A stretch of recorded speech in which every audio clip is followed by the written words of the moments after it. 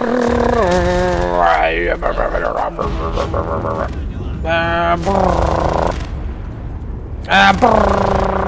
fuck, wait.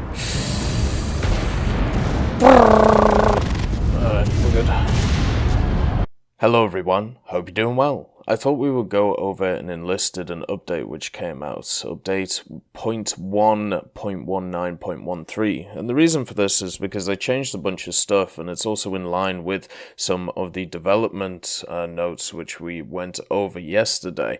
They've changed a bunch of things when it comes to being able to move and also being able to control and some of the interface as well, so it should be pretty nice. One of the things that they've done, which is very large, is they've expanded the maximum allowable FOV settings. So they've also added nicknames over the friends in a squad, so it's better to coordinate in the battle, and also they have created a priority for the last control command, which we'll get into. So a lot of interesting stuff. Let's have a look.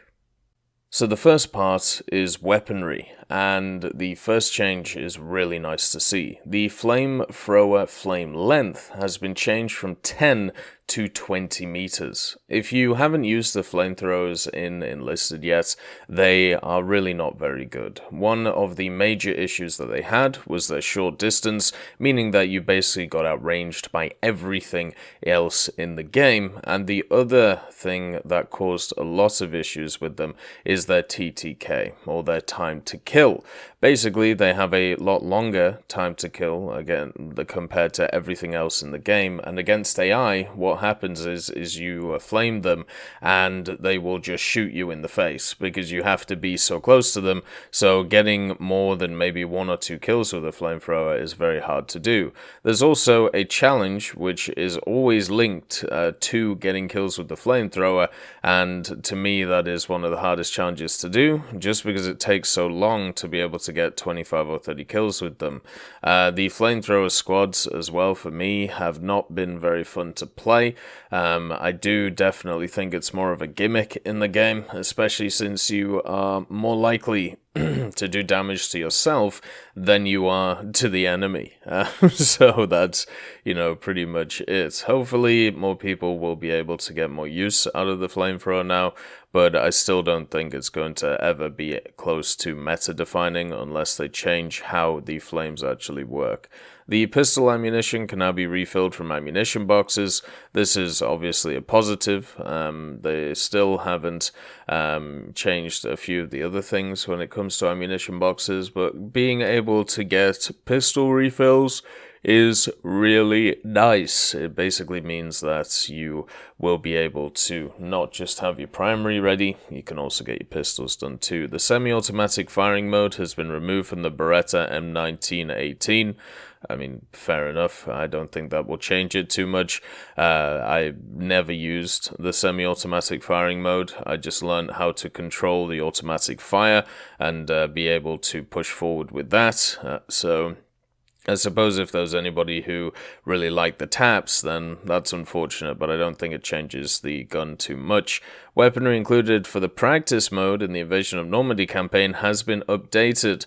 Hopefully that means that we have more options when it comes to the weaponry that is involved. One of the nice things about the practice area, if you didn't know, it's a place where you can test a lot of the new weapons which are actually around the place. If you don't have access to certain weapons, you can give them a go in the practice mode, see if you like them, and then maybe drop some orders of weaponry into them to be able to get them once you have them unlocked in the campaign. They've also changed a bunch of interface stuff as well, such as an option to disable the text chat during battles has been added to the settings. This will allow you to keep the screen clear if you're streaming or recording gameplay. Now, also at the same time, I've never actually seen the text chat really used for anything apart from please mark targets, and also, basically people asking me how I was, which was always nice.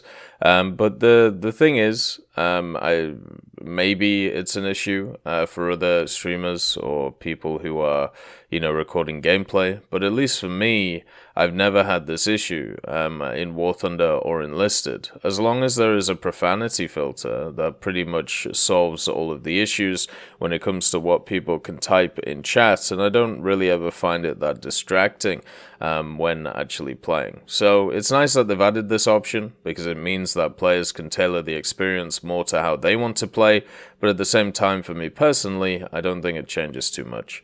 The nicknames of players in your squad are now shown above. This is very good. This means that you'll be able to actually see where they are, and it will be much easier to quick switch to the correct one depending on their positioning. Once again, more information is power. Now, if the button for calling an artillery strike isn't assigned, a button to bring up the pie menu will be shown next to the artillery status icon. That's good, once again, letting people know how to access it, obviously with the D-pad or with Alt on the keyboard, meaning that it will be easier to get to. And in the menu for ground vehicles, information like the maximum speed of the tank, turret rotation speed, and specifics of the tank cannon has been added. Thank God that is there. Thank God that they've decided to add more information to the hangar. I'm very, very happy about this, because it was always a little bit of a mystery how these vehicles worked when it came to their power, especially their gun and their traverse. Now you can match it up with upgrades and see how it all works. In the menu for aircraft, information such as maximum speed, climb rate, and best turn time has been added. This is really nice. Once again, more information is power. Once again, and one thing I do have a comment about on aircraft, I do still think they should have a cooldown at the start of a battle. 30 seconds, I think, would be completely fine to be able to stop what we see right now, which is pretty much just a wipe of squads going forward, whether you're on the invasion of Moscow or the battle for Moscow, or on the invasion of Normandy campaign. On certain maps, it's very easy to clear up a match and get 20 to 30 kills straight away, especially with your vehicles. And as people get access to better vehicles, such as the A20 and also the SB2M, if it ever comes in, that's just going to get worse. So we'll have to see how that goes. Also, a marker will now be shown above a player sitting in the anti-aircraft gun, so you'll be able to see if there is a player in the anti-aircraft gun or if it is unmanned. So that's really useful. It pretty much gives you an idea if you can use it or not, or if it is being used. They also made a bunch of other changes too, which I think are overall positive, such as rearming for aircraft and tanks have been added to the practice mode, so now you can stay in it longer with those vehicles. Barrage balloons have also been added to the practice mode, and since these are available on many maps, it is good to be able to practice being able to go around them, how much damage they can take, what is their threshold when it comes to their actual model itself, so how close can you get to them. This is always a good thing. Improve the control response regarding sprinting, aiming, and changing your soldier's stance. The game automatically detects that you need to reset your sprint, aim, or change your soldier's pose when you give a new command. Well, that's interesting. So now, instead of it being janky, where you have to stop a command to do another command, now the game will automatically do it for you. This means that run and gun strategies, the main ones that I've been using recently, should be more effective compared to this, and will also be easier to control compared to before, where it did feel a little bit janky. Quick respawn is now only possible if a capture point is selected, so you can't just hit the spacebar, you've got to actually pick something. A sound cue for strained breathing after continuous jumping and holding in a breath while aiming has been added. Lovely to see. One of the things to mention about this, though, is I still remember playing Arma 3, the single-player campaign, which was an absolute awful experience, a very hard one to do. It was really funny always hearing my guy out of breath. Like, he sounded like he was about to die constantly of some kind of heart attack. So hopefully it's not too bad when it comes to this game as well, where you just constantly hear... Like, hopefully that's not the case. Hopefully everything is good. You can now dismount a ladder at any time by pressing the jump button. Lord Jesus, they've done it. They've fixed it, or they've partially fixed it. My God, it's here. Half of it is here. Half the fix is here. Now you can just jump off the ladder if you need to. This is wonderful. Best change 2021. Can't wait for the other ladder fixes. The FOV change can now be manually adjusted, as we talked about before. This is obviously positive, so you can tailor the gameplay to what you want to play. 2 new perks have been added for soldiers of the tanker class. These will increase the braking speed and speed up gear shifting, making driving the tank smoother. Lovely. I hope we get more pilots and also tanker-specific class perks, because right now there is still a lot of perks for those classes where it's like plus... like for a tanker, plus 100 stamina. Well, that doesn't really do anything for me, right? Or, something such as plus 10% higher run speed. Well, I'm in a tank, so, and if I have to get out of the tank, something has gone horribly wrong. So, that's a bit of a problem. But yeah, the other changes so far, very positive. They also did a bunch of fixes too to this version of the OBT. A bug has been fixed which prevented air soldiers from removing destroyed AA or AAA, so that's really nice. Obviously you have the dismantle mechanic that you can tell your troops to do. A bug has been fixed which caused the spawn menu to leave hints for the player's tank squad if it was previously destroyed. Well, that's a bit odd, isn't it? It's nice to fix that. A bug has been fixed, which sometimes caused the icons for selecting a spawn to not be displayed, and a bug has also been fixed, which caused the spawn selection to work incorrectly when a spawn point was active on a capture point. One of the things that I would like to see when it comes to capture points is, so when I click on a point to spawn at, a rally point, and I have a squad selected, if it doesn't spawn me in, e.g. somebody else spawns there while I'm about to spawn, it will reset it so you will pick your top squad in the line in the lineup that you have available. So if you aren't using that squad, or you need a squad for a different one, let's say it's third down in the line instead of the top of the line, then it will default to the other squad instead of the one you had selected. It would be nice if that was fixed. Then we also have capture zone markers appearing on walls has been fixed. Well, I suppose that's nice. A bug has been fixed which prevented players from standing up from a crouching position when in front of an obstacle. How about getting stuck on that obstacle? Is that something that we need to fix? A bug which caused overestimated damage when shooting at destructible objects has been fixed. So I'm guessing we won't see more explosions of stuff like fences and things like that. A bug has been fixed which allowed the ammo box in the training or practice modes to be destroyed. Oh, is that really a bug? I mean, fair enough. I don't think that's a huge issue. A bug has been fixed which sometimes prevented players from using ammo boxes. Well, that is an issue. Good that they fixed that. Then also, barbed wire construction under a tank has been disabled. Could you get a tank stuck on barbed wire? That would be kind of funny.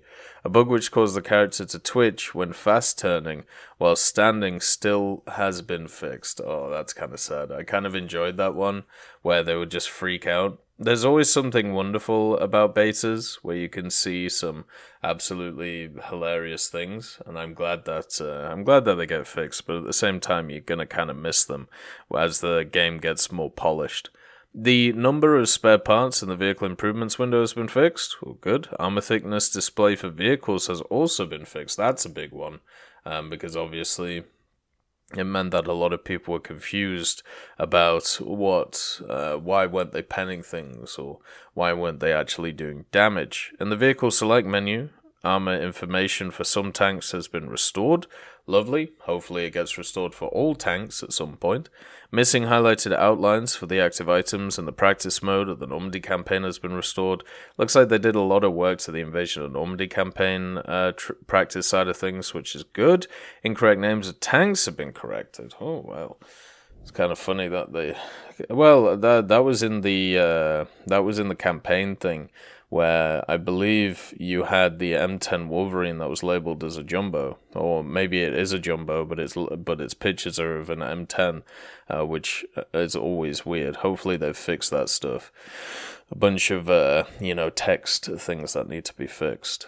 When a team has no respawns, deserting the battle will no longer add a negative multiplier to the results. Important note, in the invasion mode, you still have a chance to earn respawn points until the battle ends. Also, when deserting from battle, you won't be able to earn any Hero of the Battle awards and victory multipliers. So you might as well stay until the end anyway. It's not as if you are staying around for too long. If you are in a conquest battle, so a domination battle, and you have spawned 10 times and died over and over again, and haven't been able to at least get close to the end of the match, that would be an incredible surprise to me. At the same time as well, if you are at 0 in the invasion campaign, normally you only have to wait about a minute, and it might be worth maybe having a look around your squad mates, maybe picking up some new tactics and stuff like that. So I don't think you should be leaving battles before the end anyway, unless you have an emergency. NVIDIA reflex support has been fixed. Well, that's good. It would be nice to see if we get some more NVIDIA stuff in the game. One of the things that's really nice about War Thunder is having the ability to have NVIDIA Ansel, so you get access to being able to create really nice screenshots. Hopefully with Enlisted, there'll be a replay system that'll be added, and also there will be a version of NVIDIA Ansel available. Incorrect availability display for new items has been fixed. I suppose that's good. In the assault mode, the defeat timer won't start if the attacking team controls at least 1 point, even if they have no reinforcements left. Well, that's nice. Basically gives the attacking team a little bit more chance. Aircraft can be refueled at the mid-air reload points. Are any aircraft running out of fuel? I got shot in my BF-110 the other day, and my BF-110 had 1 hour and 40 minutes of fuel in it. I don't think that's an issue. What would be nice is a landing strip so you could actually repair the plane. You can now reload and switch weapons while sprinting. Oh.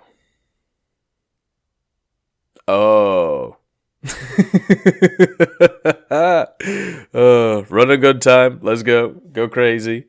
Oh, that's going to be so fun. Oh, I already am having tons of fun with my PPD squads, my Chadson or my Madsen squads, the MP38 or MP40 squads, stuff such like that, the M3 squads, and now you've made it even better. Oh, glorious. I'm going to be going absolutely crazy with those squads. The speed of ascending and descending ladders has been increased by 20%. The speed is not the issue, it's the actual climbing animation itself, because it kind of cocks up when you get to the top of ladders and you get stuck there. It's the same issue when climbing windowsills and things like that, so hopefully they fix that. Capture time has been reduced for the Vyosokovo village and the monastery invasion missions. Capture time has been increased for Libri mission. Capture time in the invasion missions has been reduced in the lone fighters mode. So this is a way that they're trying to balance these maps, it seems, using the capture time idea. Because I found out on the Normandy mission, the beaches mission, where you have to storm the beach, the capture timers are incredibly short compared to the Battle of Moscow ones. And I think that's just because it's seen that generally you can't spend a lot of time on the cap because of all of the different things going on. And I think that's going to continue being a balancing factor for these maps for a long time. And I think that's fine personally. It does mean that one Lone Ranger will be it'll be easier to capture caps, but if we're looking at balancing points, I think that one is completely fine. But that is all of the changes changes for update 0.1.19.13. A lot of cool stuff here. You know, flamethrowers becoming more useful, editing ladders, some of the movement mechanics. There is obviously still a ton to come in the game that they talked about in the development notes, such as more AI commands and also stuff of that nature, and also more movement and mobility commands. So we'll have to see and keep up to date with the updates in the future, and it should be really awesome. I hope you all have a wonderful day, and I'll see you next time. I'd like to thank BRFC, Swollen Ostrich, Teddy, John Ryman, Universe, Conte Baraka, Eugens Terry, Ambrosius McClellan, Daniel Stanton, Martinez, B. Young, Lafouche, Barine, and Samuel Schlick for supporting the channel.